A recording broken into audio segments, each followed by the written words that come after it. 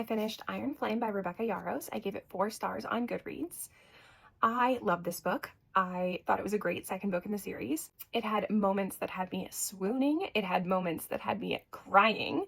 Like, I was eating dinner, literally crying, reading the ending. I found that the pacing of the book was pretty on par with the first book in the sense that things kept happening throughout the story. So it felt like never boring, not like a lull or anything like that. So that was really good.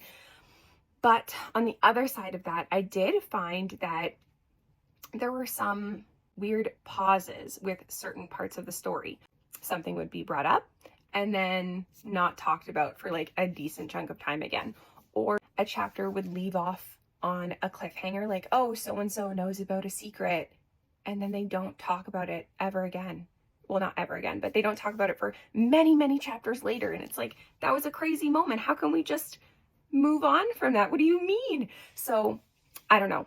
Some of the stuff bothered me a little bit. Like, why aren't we talking about this? Why hasn't this been addressed again? Or just like forgetting about it until it becomes important again later. That felt a little bit odd to me. And one part with, I don't want to spoil anything.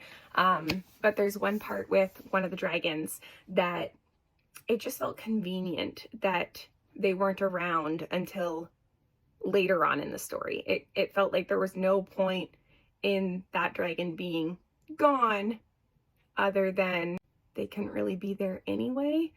I don't know. Yeah. I don't want to spoil it for anyone because I did have the ending spoiled for me, which really sucked because the very, very ending, I saw a little joke video online, and so I kind of knew what was coming near the very end. And my friend told me when she read that ending, she like threw her book across the room. I didn't get that. So that was a little disappointing, but that's not the book's fault. That is the internet's fault. Make sure you announce your spoilers. Anyway, it was great. I will definitely be continuing on with the series.